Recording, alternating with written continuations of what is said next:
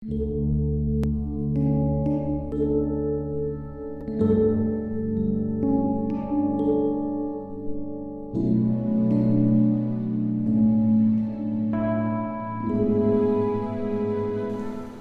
pagi saudara-saudara yang dikasihi Tuhan.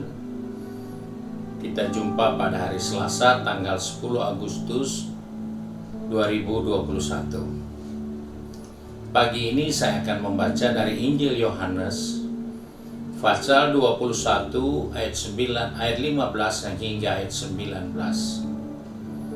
Firman Tuhan berkata sebagai berikut. Sesudah sarapan, Yesus berkata kepada Simon Petrus, "Simon, anak Yohanes, apakah engkau mengasihi aku lebih daripada mereka ini?" Jawab Petrus kepadanya, "Benar Tuhan, engkau tahu bahwa aku mengasihi engkau." Kata Yesus kepadanya, "Gembalakanlah domba-dombaku." Kata Yesus pula kepadanya untuk kedua kalinya, "Simon, anak Yohanes, apakah engkau mengasihi aku?" Jawab Petrus kepadanya, "Benar Tuhan, engkau tahu bahwa aku mengasihi engkau." Kata Yesus kepadanya, "Gembalakanlah domba-dombaku."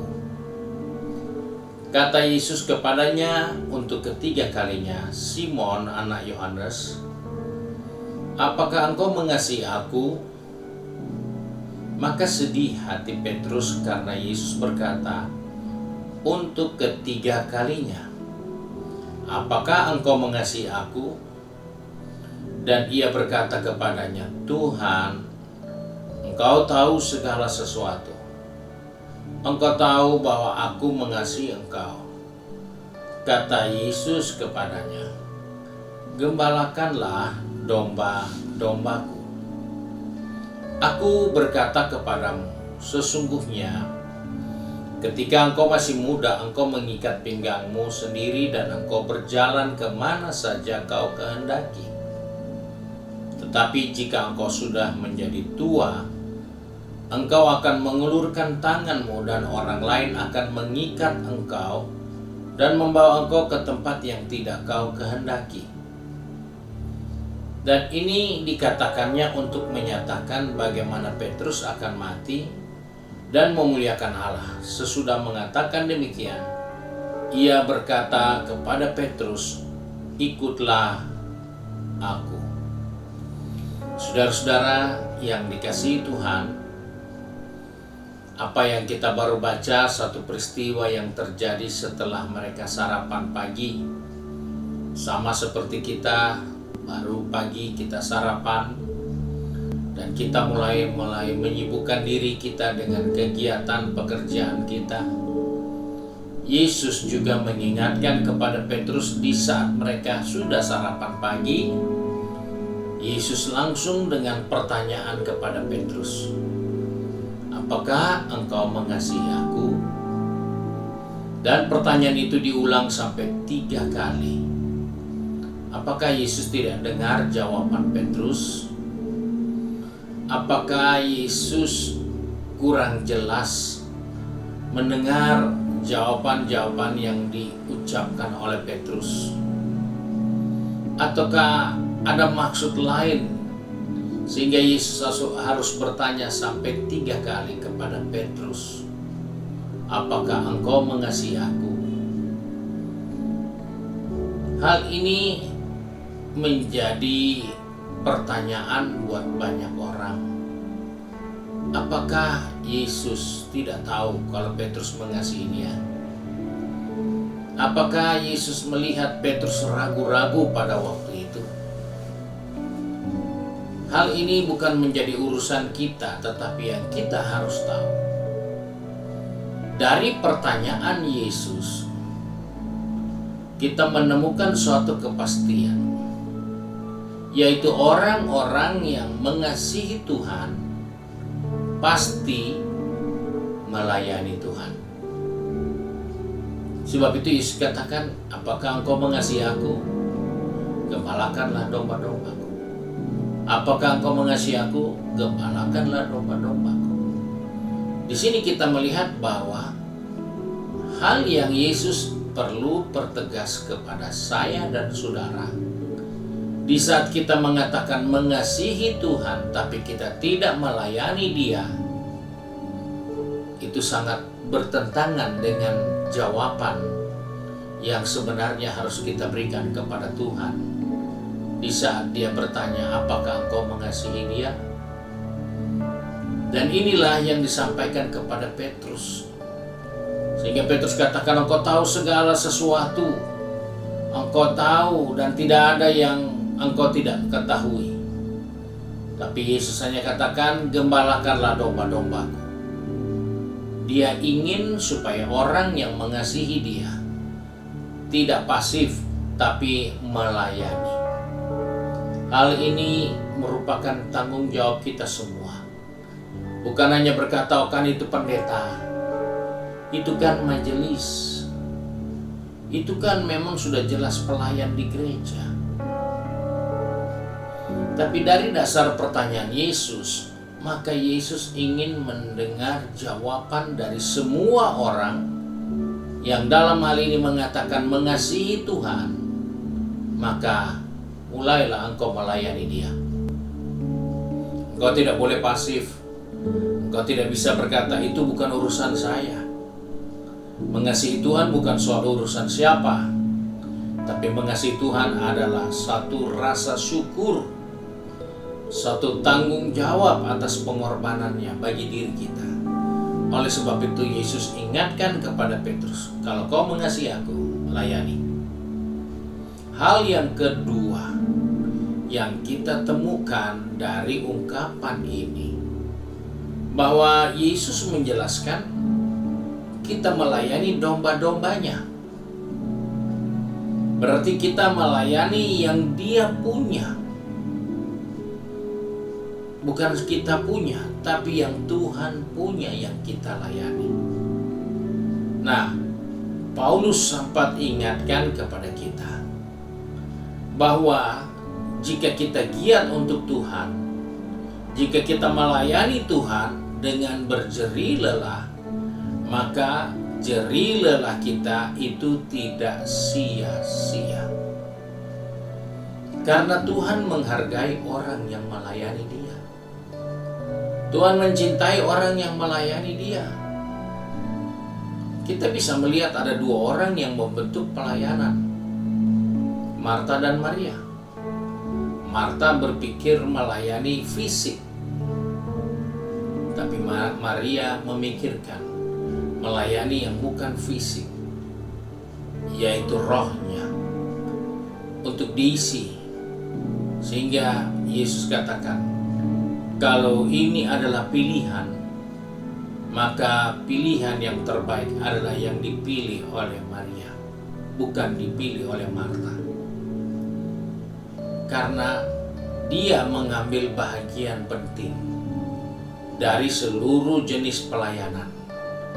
Tidak salah kalau kita memberi untuk pekerjaan Tuhan. Kita punya kemampuan hanya membawa hal-hal yang sifatnya fisikal semata, tidak ada masalah. Tetapi kalau dibandingkan sebagai suatu pilihan, maka pilihan yang terbaik adalah melayani yang jauh lebih dalam dari sekedar kegiatan fisik lainnya. Hal ini penting karena Tuhan memberi harga, Tuhan memberi nilai bagi semua orang yang melayani Dia.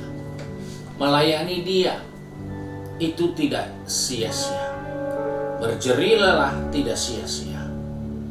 Karena itu Tuhan menghargai dan memberi nilai tersendiri bagi orang-orang yang melayani Dia.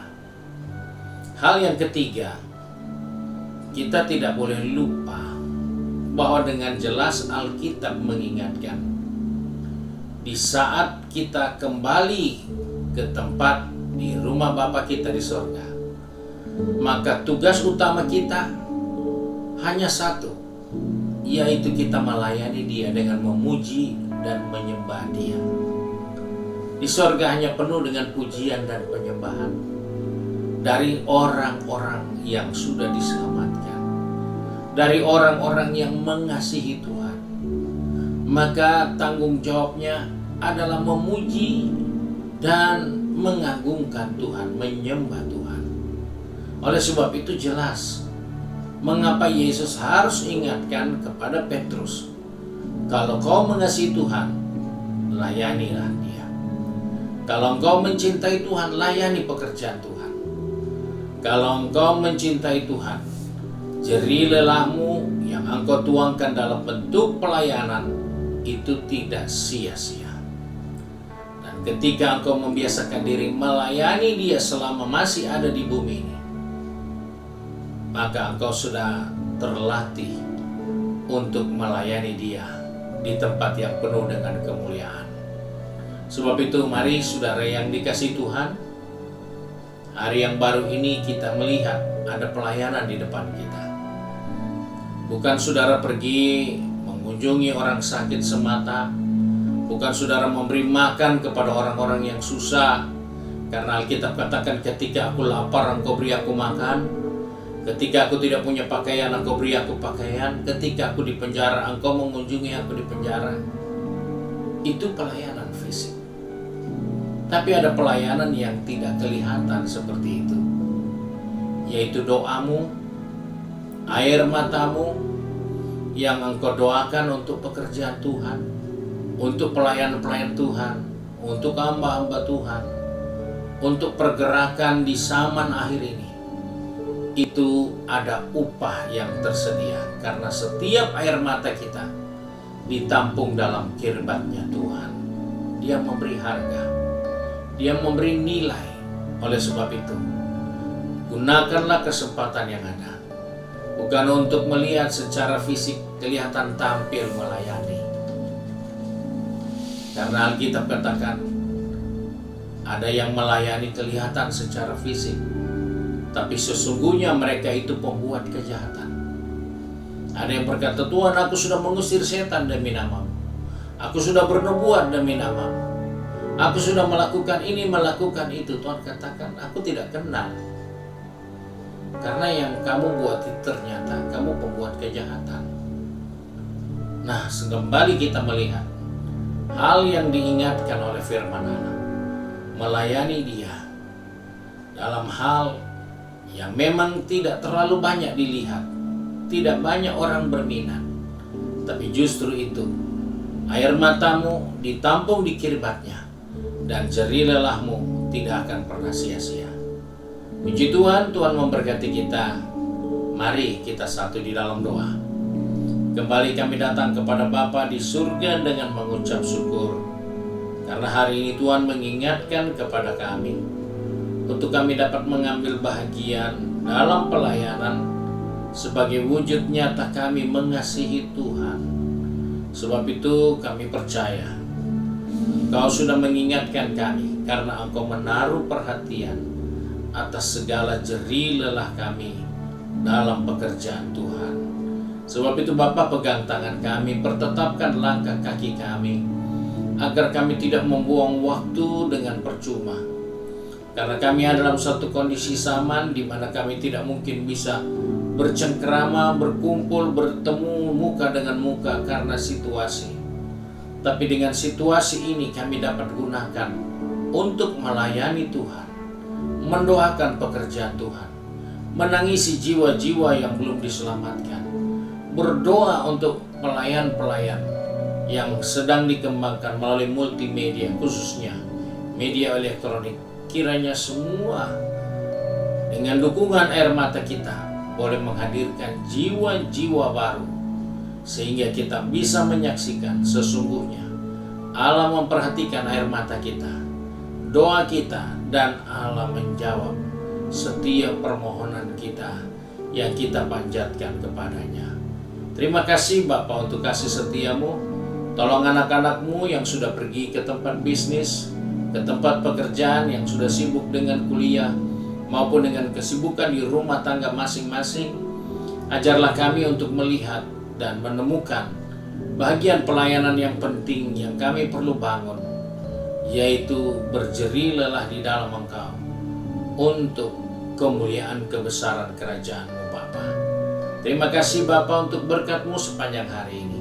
Sebab itu kami bersyukur dan kami berdoa di dalam nama Tuhan Yesus Kristus, Juru Selamat kami, Majikan kami yang baik dan setia. Haleluya.